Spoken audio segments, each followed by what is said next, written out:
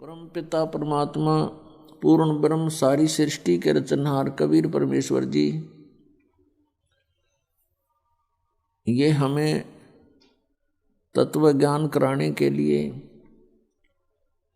हमारी स्थिति से परिचित कराने के लिए और हमें ये बताने के लिए कि तुम यहाँ के वासी नहीं हो, आप ऐसे लोक में रहा करते थे जहाँ आपकी जन्म मृत्यु नहीं होती थी, वहाँ आपकी जरा मरण नहीं था, वहाँ वृद्धावस्था नहीं थी, मृत्यु नहीं होती थी।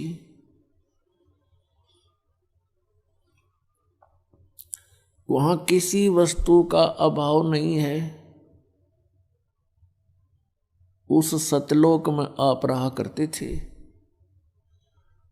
आप अपनी गलती के कारण यहाँ भवसागर में गिर गए, अब वापस चलो। अब जिस लोक में आप रह रहे हो ये लोक अच्छा नहीं है, यहाँ कोई प्राणी सुखी नहीं है। यहाँ का भगवान ये परमात्मा नहीं है, ये श्रेष्ठ आत्मा नहीं है। आपके ऊपर कितने कैर टूट रहे हैं और जिसको तुम परमात्मा कहकर पुकारते रहते हो तुम्हें कोई राहत नहीं मिलती। जो परमात्मा है उसका आपको ज्ञान नहीं। वो परमात्मा कौन है? वो काशी में आए थे कबीर जुलाहा धानक। ये वो परमात्मा है जो सर्व सुखदाई हैं, सर्व पाप नाशक हैं, पूर्ण मोक्षदायक हैं। हम सबके जनक हैं, हम सबके पिता हैं। अपनों का अपनों को दुख होता है, अपनी संतान का माता पिता को कष्ट होता है यदि उन पर कोई आपत्ति आती है। हम यह घोर कष्ट उठा रहे हैं, हमारे पिता बहुत दुख पा रहे हैं और ये काल उस परमात्मा को सताना चाहता है हमें पीड़ित करके। पुण्यात्माओं, आपने ये अमर कथा कभी सुनी ही नहीं थी, इसलिए ये बातें ऐसी लगती हैं शीघ्र सी स्वीकार्य नहीं होती, क्योंकि आप बच्चे हो और ये ज्ञान उच्च सत्र का है। छोटे बच्चे माता पिता से कुछ वचन सुनते भी हैं तो उनकी बुद्धि ग्रहण नहीं करती शीघ्र सी। जिस दिन आपकी या समाप्त हो जाएगी, जैसे छोटे से बच्चे को वो कोई आकर के वस्तु उठा लेता है, जैसे पेन उठा लेता है और पूछता है कि पापा ये क्या है? पिताजी कहता है बेटा पेन है पेन। फिर कहता है फिर कहता पेन है बेटा पेन। वो कहता पेन है ऐसे कहता कहता वो उसको रख कर छोड़ जाता है और खेलने लग जाता है दूसरी वस्तुओं से। वो ये समझ नहीं पा रहा पिताजी कहना क्या चाह रहे हैं कि ये क्या चीज है। पिताजी तो बता ही रहे हैं कि पेन है। तो वो अभी उसकी बुद्धि इतनी बनी नहीं है कि उसको ग्रहण कर ले पिताजी क्या बता रहे।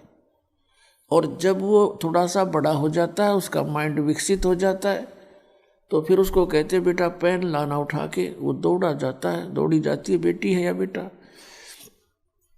और उठा के ला के रख देता है। तो ऐसे अभी आप इस ज्ञान को जो दास आपको बार बार सुना रहा है, इसको जल्दी से ग्रहण नहीं कर पाओगे, क्योंकि आप अभी बच्चे हो भक्ति मार्ग में। और जब आपकी यह मिट जाएगी, आपकी आंखों से आंसू बहा करेंगे कि हम कितने नालायक, देखी तामरे या सपने में भी सुख को नहीं, जागरण में तो होगा कहाँ से। हमने सुख ढूंढ लिया, सिनेमा देख लिया, गुटी ला ली, कार ले ली, कोठी ले ली, अंदर से ज्यों की त्यों आग लगी रहती है प्रत्येक प्राणी में। परमात्मा कहते ब्रह्मांड 2100 आग लगी है और ये कृत्रिम बाजी सब ठगी है। काल ने ठग रखा, तुम्हारे को धोखा दे रखे। लेकिन यह आपका समझ में नहीं आती, क्योंकि भांग घनी प्यार रखी इसने। कबीर साहब कहते हैं, कबीर ये माया अटपटी सब गट आन अड़ी, और किस किस न समझाऊं या कुएं भांग पड़ी।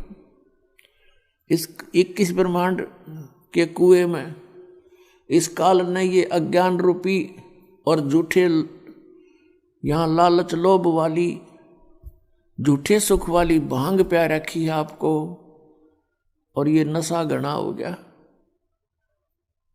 हमें बिल्कुल भी ज्ञान नहीं, इतना जरा सा भी नॉलेज नहीं है अध्यात्म मार्ग का, नहीं तो हम इस अनमोल मनुष्य जीवन को यूं बर्बाद नहीं कर सकते।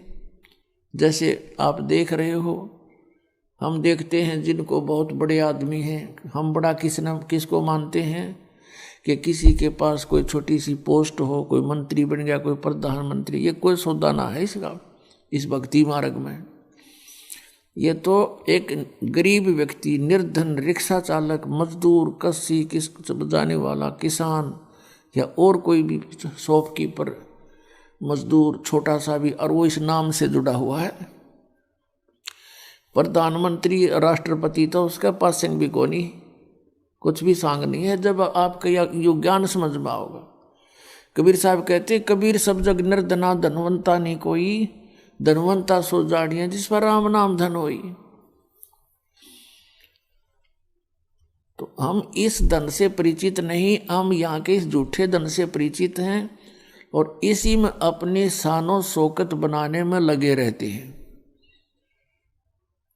आप देखते हो, माया जोड़ते जोड़ते कोठी बना ली, फैक्ट्री लगा ली, मृत्यु होगी 1 सेकंड में। अब वह फैक्ट्री वो कोठी उसका के काम आई, वो गधा बन के कुमार का जुड़ गया।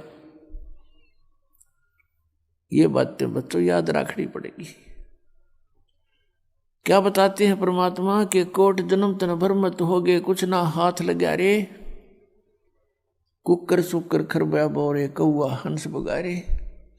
कोटि जन्म तू राजा की, ना मिटी न मन की आशा, और भिक्षुक होकर दर दर घूमया, ये मिला नहीं निर्गुण रासा।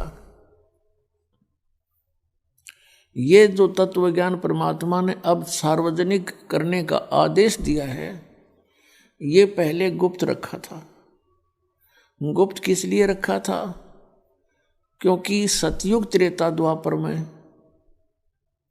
और कलयुग के फर्स्ट में ये प्राणी इतना दुखी नहीं होता जितना कलयुग के बीच में और लास्ट में होगा।